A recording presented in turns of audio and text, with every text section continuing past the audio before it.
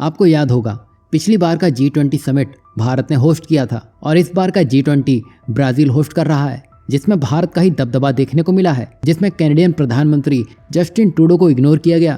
तो वहीं इस मीटिंग में चाइना के शी जिनपिंग कुछ हाथ फैलाते दिखाई दिए हैं, लेकिन उनके हाथ में कुछ लगा नहीं। बात करें इस बार की G20 की तो ये कुछ खास रहा है, जहां पीएम मोदी की प्रमुख भूमिकाओं और प्रभावशाली बैठकों के चलते ये काफ़ी कुछ भारत के पक्ष में दिखा है।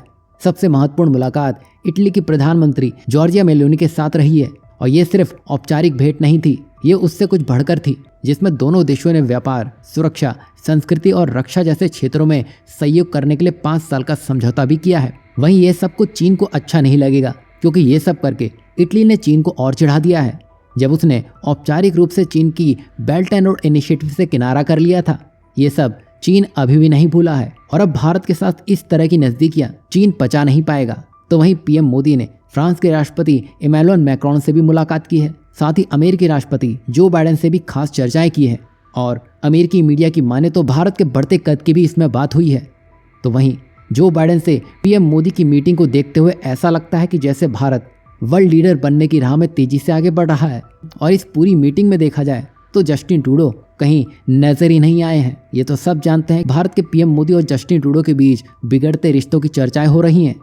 वहीं ट्रूडो को इतनी बुरी तरह से अनदेखा किया गया, मानो वो किसी पुराने मेहमान की तरह बुलाए गए हों, पर उन्हें अब कोई देखना नहीं चाहता है।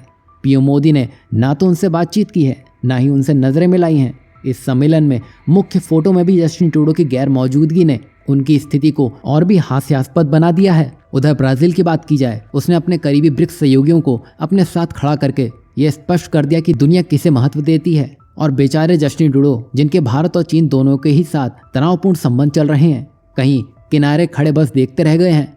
रही बात भारत की, तो भारत ने इस G20 में अपने एजेंडे को दुनिया में जोरदार ढंग से पेश किया है। यही नहीं, ब्राजील के प्रेसिडेंट ने G20 के मंच से भारत की स्थायी सदस्यता का भी समर्थन किया है, जिससे भारत को और ताकत मिली है।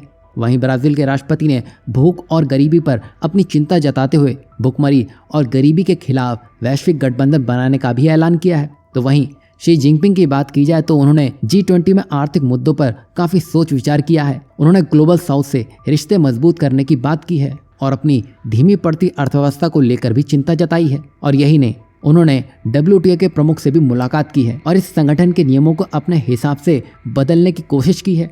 मतलब सीधे शब्दों में कहें तो शी जिनपिंग ने अपने फायदे के लिए सुधार की मांग की है। देखा जाए तो शी जिनपिंग यहाँ भीख मांगते नजर आए हैं और अभी चीन की इन कोशिशों को देखा जाए तो ये सब साफ इशारा कर रही हैं कि भारत चीन से काफी कुछ छीन चुका है।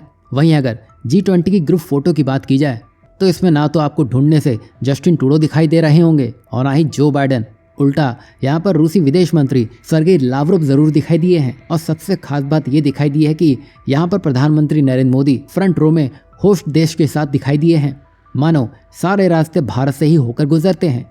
भारत जो G20 के इकोनॉमिक फोरकास्ट में टॉप पर है, जिससे ये साफ जाहिर होता है कि उसकी अर्थव्यवस्था अब तेजी से बढ़ रही है। देखा जाए तो ब्राजील की बैठक में भारत ने अपने प्रभावशाली नेतृत्व का जलवा बिखेरा है और वैश्विक मंच पर अपनी स्थिति को और मजबूत कर लिया है। वहीं आपको भारत के शानदार प्रदर्शन के बारे में क्या लगता है? इस पर अपनी राय जरूर दीजिएगा।